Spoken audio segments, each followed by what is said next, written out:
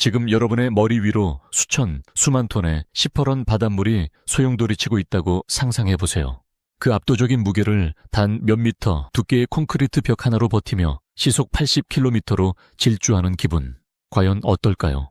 이건 단순히 산을 뚫는 일반적인 터널과는 차원이 완전히 다른 이야기입니다. 아주 미세한 틈이라도 생기는 순간 수압에 눌린 바닷물은 강철조차 종이장처럼 구겨버리는 무시무시한 파멸의 분수가 되어 터널 안의 모든 것을 순식간에 집어삼킬 테니까요. 하지만 대한민국은 그 공포의 공간을 인류공학의 정수가 집약된 기적의 통로로 바꿔놓았습니다. 좁은 국토와 험준한 산악지형을 극복하기 위해 터널은 우리에게 숙명과도 같았습니다. 1905년 경부선 터널이 처음 뚫린 이후 대한민국은 이제 전 세계가 경악하는 터널 강국으로 우뚝 섰습니다. 그런데 여기서 정말 놀라운 사실이 하나 있습니다. 지상터널이 우리나라에 처음 생긴 지 고작 30년도 안 되어 우리는 이미 바다 밑을 뚫고 있었다는 사실입니다. 도대체 그 시절에 그 열악한 환경에서 어떻게 바다를 뚫을 생각을 했던 걸까요? 그리고 그 차가운 콘크리트 벽 뒤에 숨겨진 눈물겨운 역사와 경이로운 기술력은 무엇일까요? 오늘 우리는 선조들의 아픈 역사가 서린 최초의 터널부터 세계 최첨단을 달리는 미래의 해저도시, 그리고 전 세계가 불가능이라 외쳤던 해외의 난공사들을 정복한 대한민국 터널 기술의 모든 비밀을 아주 깊숙이 파헤쳐 봅니다. 이제부터가 진짜 본 게임입니다. 끝까지 집중해 주시기 바랍니다. 이야기의 시작은 1931년 경남 통영으로 거슬러 올라갑니다. 이곳에는 등록문화재 제21호로 지정된 동양 최초의 해저터널, 바로 통영 해저터널이 있습니다. 길이는 483m, 폭은 5m 남짓한 아담한 크기지만 이 터널의 탄생 배경에는 일본의 비겁하고도 잔혹한 속내가 숨겨져 있습니다. 당시 일제는 식민지 경영을 명목으로 일본 어민들을 이주시켰고 그들의 이동 편의를 위해 터널을 뚫었다고 기록했습니다. 하지만 실제 이유는 따로 있었습니다. 터널이 지어지는 바로 그 바다 위가 임진왜란 당시 이순신 장군이 외선들을 수장시켰던 당포해전의 현장이었기 때문입니다. 일본인들은 자기 조상들의 유해가 가라앉은 바다 위를 다리를 놓아 밟고 지나갈 수 없다는 기괴한 논리를 내세웠습니다. 조상들의 원혼을 밟기 싫다는 그 집착이 결국 우리 선조들의 고혈을 짜내는 결과로 이어진 것이죠. 당시 기술은 지금과 비교하면 원시적인 수준이었습니다. 바다 양쪽을 막는 방파제를 먼저 설치한 뒤 그 사이에 생긴 공간에 물을 퍼내고 거푸집을 만들어 콘크리트를 붓는 방식이었습니다. 기계도 없이 정과 망치로 바닥을 파내야 했던 이 지옥 같은 공사에서 우리 선조들은 하루 11시간 넘는 강제 노동에 시달려야 했습니다. 1m를 뚫고 나면 나무 기둥으로 간신히 버티고 다시 1m를 전진하는 목숨을 건 사투였습니다. 95년 전 그 어둡고 습한 바다 밑에서 우리 선조들이 흘린 피와 땀은 오늘날 대한민국 터널 기술의 씨앗이 되었습니다. 하지만 대한민국은 이 아픈 기억을 딛고 보란듯이 일어섰습니다. 2010년 우리는 세계 건설사를 다시 쓰는 쾌거를 이룩합니다. 부산과 거제를 잇는 거가대교의 가덕 해저 터널입니다. 수심 48m 아래에 건설된 이 터널은 당시 세계에서 가장 깊은 곳에 지어진 침매 터널이었습니다. 침매 공법이란 육상에서 거대한 콘크리트 박스인 함체를 미리 만든 뒤 이를 바다에 띄워 정확한 위치에 가라앉혀 이어붙이는 방식입니다. 말은 쉽지만 함체 하나의 길이가 180m, 무게가 무려 5만 톤에 달합니다. 지하철 9칸을 합친 길이에 탱크 1000대를 합친 어마어마한 덩치입니다. 이런 거대 구조물 18개를 바다 밑에서 레고 블록 맞추듯 연결해야 하는데 문제는 이곳의 환경이었습니다. 조류가 워낙 거세고 파도가 높은 외해였기 때문에 전 세계 전문가들은 한국의 도전을 무모하다고 생각했습니다. 침매 터널 경험이 전무했던 한국이 수심 48m의 압력을 견디며 5만 톤짜리 함체를 5cm 이내에 오차로 연결한다는 것은 불가능에 가깝다고 본 것이죠. 하지만 우리 기술진은 세계 최초로 이중 조인트 시공법과 정밀 위치 조정 시스템인 EPS를 도입해 이 모든 우려를 불식시켰습니다. 수압의 차이를 이용해 함체를 완벽하게 압착시키는 이 기술은 단 한 방울의 물도 허용하지 않는 완벽한 기적을 만들어냈습니다. 덕분에 2시간 넘게 걸리던 부산과 거제의 거리는 단 50분으로 단축되었고 대한민국은 단숨에 세계 해저 터널 시장의 주인공이 되었습니다. 여기서 의문이 생길 수 있습니다. 왜 지상으로 다리를 만들지 않고 굳이 그 힘든 바다 밑을 뚫는 걸까요? 단순히 기술력을 뽐내기 위함은 아닙니다. 거가대교 주변에는 해군의 핵심 기지와 거대 조선소들이 밀집해 있습니다. 만약 거대한 교량을 세웠다면 군함이나 초대형 선박이 지나가기에 큰 장애물이 되었을 것입니다. 또한 전쟁 같은 비상 상황에서 다리가 파괴되어 항로가 막힌다면 국가 안보에 치명적인 타격이 될 수도 있죠. 여기에 해저터널은 태풍이나 짙은 안개 같은 기상 상황에도 거의 영향을 받지 않고 24시간 안전한 통행을 보장한다는 강력한 장점이 있습니다. 이제 서해의 전설을 새로 쓴 보령 해저터널의 이야기를 해볼까 합니다. 총 연장 6,927m로 우리나라에서 가장 길고 세계에서 5번째로 긴 이 터널은 건설 기간만 무려 11년이 걸린 대작입니다. 투입된 예산만 약 4,900억 원, 연인원 80만 명이 동원된 그야말로 국가적인 프로젝트였죠. 보령 해저 터널은 가덕 터널과는 다른 나툼 공법을 사용했습니다.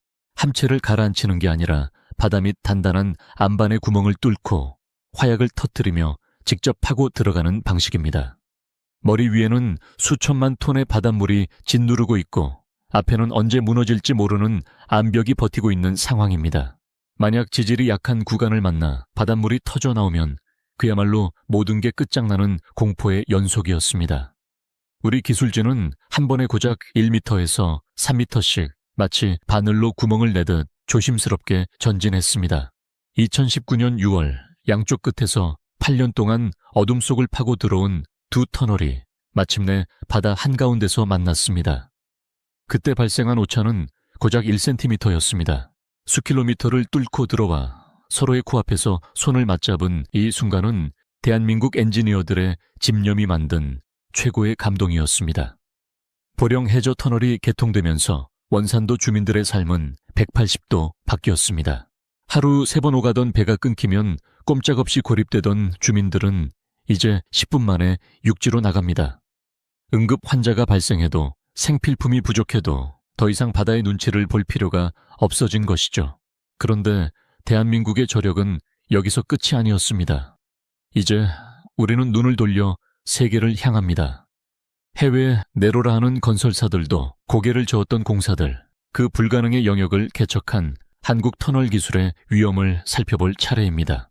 그 대표적인 사례가 바로 터키 이스탄불의 유라시아 해저 터널입니다. 유럽과 아시아를 잇는 최초의 자동차 전용 복층 해저 터널인 이 프로젝트는 전 세계 건설업계의 주목을 한 몸에 받았습니다. 보스포루스 해협은 수심이 깊고 유속이 워낙 빨라서 시공 환경이 극도로 열악했습니다. 특히 초속 4m에 달하는 거센 조류는 장비가 조금만 중심을 잃어도 대형 사고로 이어질 수 있는 위험한 조건이었습니다. 수많은 외국 터널 전문 회사들이 경쟁했지만 결국 최후의 승자는 대한민국 기업이었습니다. 유라시아 터널의 핵심 무기는 바로 일명 두더지 머신이라 불리는 TBM이었습니다. 당시 투입된 장비는 세계 최대 규모를 자랑했는데 아파트 5층 높이의 거대한 드릴 머신이 안반을 깎아내며 동시에 터널 벽면까지 만들어 나가는 방식입니다. 이 괴물 같은 장비는 하루 평균 7m씩 전진하며 바다 밑 110m라는 극한의 수압을 견뎌냈습니다. 5.4km에 달하는 해저 구간을 포함해 총 14.6km의 대장정을 성공적으로 마무리한 것이죠. 이 터널의 개통으로 100분 넘게 걸리던 보스포루스 해협 통과 시간은 단 15분으로 단축되었습니다. 터키인들은 이제 한국의 기술력 덕분에 유럽과 아시아를 순식간에 오가고 있습니다. 해외에서의 활약은 여기서 그치지 않습니다. 싱가포르의 마리나 코스털 익스프레스 프로젝트 역시 한국 터널 기술의 금자탑 중 하나입니다. 싱가포르의 좁은 지형과 연약한 지반이라는 악조건 속에서 해안도로 아래에 거대한 지하터널을 건설하는 임무였죠. 특히 바다를 메워 만든 매립지 구간을 통과해야 했기에 지반이 두부처럼 물렁물렁했습니다. 하지만 우리 기술진은 지반을 급속 냉동시켜 단단하게 굳힌 뒤 뚫는 혁신적인 공법을 동원해 싱가포르 정부의 극찬을 이끌어냈습니다. 싱가포르 도심의 교통지도를 바꾼 핵심 혈관이 바로 한국인의 손으로 완성된 것입니다. 뿐만 아니라 카타르 도하의 대규모 지하철 프로젝트에서도 한국의 터널 기술은 빛을 발했습니다. 중동의 뜨거운 열기와 복잡한 지하 지질 속에서도 수십 킬로미터의 터널을 오차없이 뚫어내며 중동인들을 경악하게 만들었죠. 당시 카타르는 2022년 월드컵을 앞두고 전 세계에서 가장 정교한 지하철망을 구축하길 원했는데 그 까다로운 기준을 맞춘 것이 바로 대한민국이었습니다.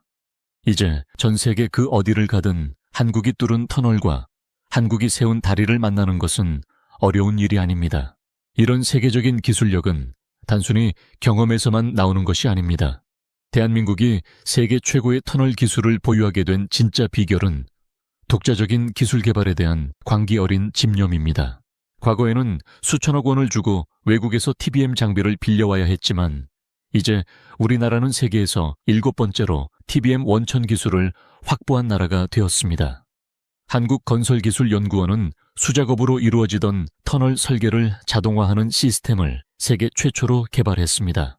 이전에는 전문가들이 머리를 맞대고 한 달 넘게 걸리던 복잡한 설계 작업이 이제는 인공지능을 통해 단 하루 만에 끝납니다.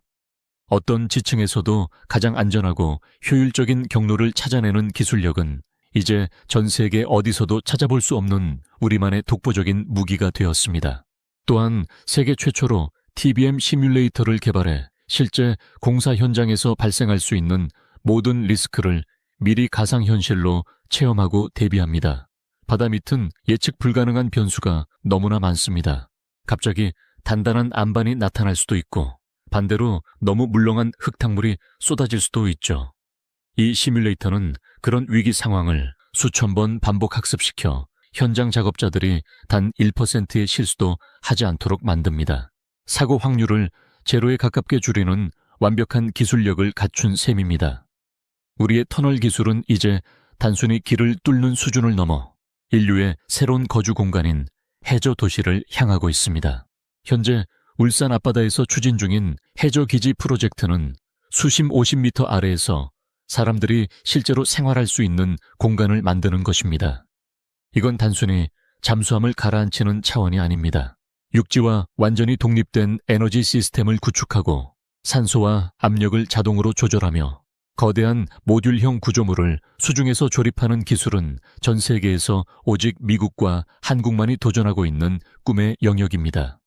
우리의 뛰어난 조선 플랜트 기술과 세계 최강의 터널 건설 노하우가 결합한다면 바다 밑에서 아침을 맞이하는 풍경은 더 이상 공상과학 영화의 전유물이 아닐 것입니다. 통영의 그 어둡고 좁은 바닷길에서 선조들이 흘린 눈물과 고통은 결코 헛되지 않았습니다. 그 아픈 역사를 양분 삼아 우리는 한계를 극복했고 이제 전 세계의 바다를 지배하는 최고의 자리에 섰습니다. 수심 110m의 수압을 이겨내고 1cm의 오차도 허용하지 않는 그 치열한 현장들. 우리가 무심코 빠르게 지나가는 그 어두운 통로 속에는 바다를 정복하고자 했던 수많은 한국 엔지니어들의 피와 땀 그리고 꺾이지 않는 집념이 고스란히 담겨 있습니다. 대한민국의 터널 기술은 전설적인 요새였던 스탈링그라드조차 압도할 만큼 빽빽하게 들어찬 도심의 거대한 아파트 숲과 그 복잡하게 얽히고 설킨 지하지층을 정교하게 도려내는 하나의 예술이며 유럽이나 해외의 거대한 강들조차 우리 눈에는 그저 좁은 개천 수준으로 보일 만큼 우리는 이미 모든 한계를 넘어서서 세계 지도의 판도를 새로 그려나가고 있습니다. 오늘 저와 함께 살펴본 대한민국의 이 위대한 해저 터널 여정은 정말이지 우리 기술의 저력이 어디까지인지 보고도 믿기지 않을 정도의 전율 돋는 시간이 아니었나요? 여러분은 어떤 터널의 이야기가 가장 가슴 벅차게 느껴지셨나요? 혹은 우리나라 기술로 뚫어야 할 다음 바다는 어디라고 생각하시나요? 한일 해저 터널일까요? 아니면 더 깊은 심해일까요? 여러분의 소중한 의견을 댓글로 들려주세요. 오늘 영상이 유익하고 흥미로우셨다면 구독과 좋아요로 함께해 주시기 바랍니다. 여러분의 작은 응원이 저희가 더 깊고 놀라운 지식의 세계를 탐험하는 데 가장 큰 원동력이 됩니다. 다음 시간에도 여러분의 상상을 뛰어넘는 더욱 신비롭고 깊이 있는 이야기로 돌아오겠습니다. 지금까지 함께 해주셔서 감사합니다.